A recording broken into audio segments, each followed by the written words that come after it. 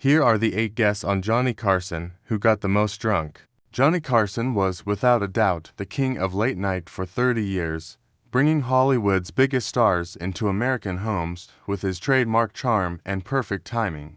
But behind that perfectly planned Tonight Show front were celebrities who'd had a few too many drinks before the cameras started rolling. These people are TV's most uncertain wild card. In the days before publicists micromanaged every interview and social media could quickly post a mistake that would ruin a career, stars would sometimes go to NBC's Burbank studios, 3 sheets to the wind, and make famous or embarrassing TV moments. Today, we're going to list the 8 most famously drunk guests on The Tonight Show. There were times when network executives hoped they could forget, but viewers would never forget them. They were Oscar winners who couldn't remember where they were, and Hollywood stars who almost fell off the famous couch. These weren't just awkward interviews. They were live TV that was on the verge of disaster. What's most interesting is how Carson dealt with these strange scenarios. He always spoke with the quick wit that made him famous, sometimes with ease and sometimes with clear anger. So grab a strong drink, though it be not as strong as what these famous people had, and enjoy the list of Johnny Carson's most memorable drunk guests. It wasn't just the spectacle of seeing famous people drunk on The Tonight Show that made these visits so interesting. It was seeing how the unflappable Johnny Carson handled these strange scenarios. Carson had to think quickly when dealing with Oscar winners who slurred their words, directors who went on, and famous people who could say or do anything. This was in the days before edits. Some hosts might have freaked out or cut interviews short at the first sign of trouble, but Carson usually used a skillful mix of subtle redirection, well-timed commercial breaks, and funny helpers to Ed McMahon to talk about the big problem without making his guests feel bad. Of course, not all interviews could be saved, and after absolutely terrible appearances, some celebs were never invited back to The Tonight Show again. Let us look at 8 memorable times when some of Hollywood's biggest stars got to Studio One in Burbank after clearly stopping at a bar or 2 too many. The hangings in towns took place in public for the Square, and people from hundreds of miles away came to see them. It became a big deal. Truman Capote was a great writer, but he couldn't put together a sentence. People knew right away that something was wrong when Truman Capote walked onto the Tonight Show set in 1980. This brilliant author of In Cold Blood and Breakfast at Tiffany's, who is known for his razor-sharp wit and sharp observations, could hardly make it from the curtain to the guest chair without tripping. What came next might have been the most awkward 17 minutes in the history of The Tonight Show. Immediately after Carson said, "It's great to have you with us tonight," it was clear that Capote was very drunk. His answer, which was supposed to be a funny welcome, turned into a mumble that Carson had to lean forward and say, "I'm sorry. What was that?" Things were already getting weird. During the interview, Capote slurred almost every word. Sometimes, Carson, who is very good at understanding guests based on their nervousness or accents, looked like he didn't understand what the author was trying to say. Capote started telling a story that went from one topic to another while trying to talk about his newest book. Eventually, he settled on a strange story about Montgomery Cliff that had no beginning, middle, or end.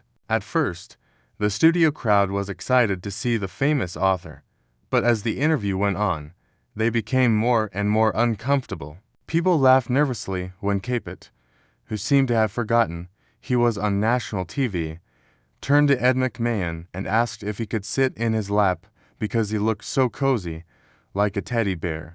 One of the most memorable parts of the night was seeing McMahon's shocked face. Carson, always the professional, worked hard to get the talk to make sense. He kept trying to get Capote's attention, with specific. Capote kept straying into more and more strange non sequiturs when people asked him about his writing process or the books that influenced him. Around 12 minutes into the episode, things went badly when Capote tried to take a sip of water but almost missed the glass, sending water down his chin and onto his shirt. He kept talking as if nothing had happened instead of admitting what had happened, now with a big wet spot on his chest that millions of people can see. Carson called for an early commercial break as the interview was almost over, which was a rare move that he only did in the worst interview conditions. As the scene cut away, the camera caught him clearly exhaling with relief. This moment wasn't meant to be shown, but it did because the director took too long to react. Carson is said to have told his director that wasn't an interview after the show. Backstage, it was like being held hostage in slow motion. True to his word, Capet never appeared on The Tonight Show again while Carson was host, even though the author was famous in literature and past great performances. It wasn't just that Capet was obviously drunk that made the situation uncomfortable. It was also the contrast between his brilliant public image and the drunk person that people saw that night. It gave the public a painful look at the demons that would finally hurt Capet's health and career in his later years. This was a stark warning on national TV of how drug abuse could weaken even the smartest person. Time in my life. I want to thank my director, Mr. Guy Green, a lot. 2. Shelley Winters, the storm dressed up as a person. There is no question that Shelley Winters would have been near the top of Johnny Carson's unofficial list of his most difficult guests. The two-time Academy Award winner was known for giving dramatic film roles. But when she was on The Tonight Show, there was often a different kind of drama, the kind that is fueled by drinks before the show and doesn't care about the normal rules of TV talks at all. Winter always came to the studio well-oiled, so the staff at The Tonight Show had a normal procedure for when she was booked. Instead of being the first guest, put her in the second or third spot, and hope that she gets a little more sober while she waits backstage.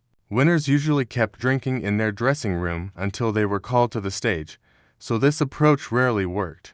The most famous time she was seen was in 1974, when she was supposed to be promoting her autobiography. People knew they were in for a strange part as soon as she walked on stage, clearly unsteady in heels that seemed too high at the time. Carson was just about to finish introducing her when Winter started talking about a story that had nothing to do with her book and cut him off in the middle of a statement.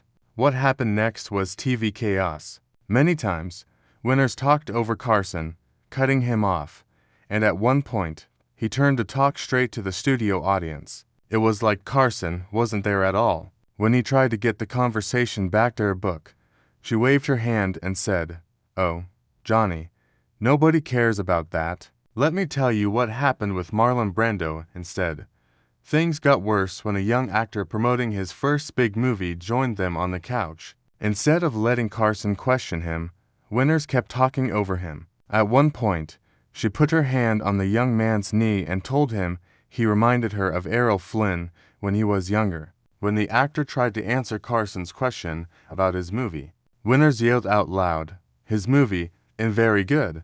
But he's pretty to look at." Carson, who is usually the picture of calm professionalism, looked genuinely annoyed. People watching could see his jaw getting tighter as he tried over and over to get back in charge of his own show but failed. During one scene, the camera caught him casting an anxious look at Ed McMahon, who just shrugged from his helper chair. Winters apparently thought Carson wasn't paying enough attention to her stories, so she grabbed Carson's note cards and threw them over her shoulder while saying, "You won't need these, Johnny. I'm much more interesting." The audience gasped as the cards flew across the studio floor. After finally ending the segment with another early commercial break, Carson is said to have told his producer, "If she's ever booked again, I'm taking that night off." He kept his word, and Winters didn't appear on The Tonight Show for almost 3 years, which is a very long time for an actress of her caliber. When she finally came back in 1977, it was under strict rules. She had to do an interview at noon for the tape-delayed show, which made drinking a lot before the show less likely, and she knew that any future bad behavior would lead to a lifetime ban. One staff writer put it so simply, "She didn't sip when she went on The Tonight Show. She stormed." Winters' drunken shows were especially difficult because, unlike some drunk guests who just lost their words, she became more dominant, louder, more opinionated, and not ready to follow the basic rules of a talk show interview at all. In Carson's carefully planned world of TV, she was the storm that could not be stopped no matter how well Carson planned. Don't you have things to ask me? Yes. Could I please try this? Because everyone likes to say it's just a problem. 3. Dean Martin, when it was no longer a show. Dean Martin's whole public image was based on a friendly, slightly drunk charm. The cocktail glass in his hand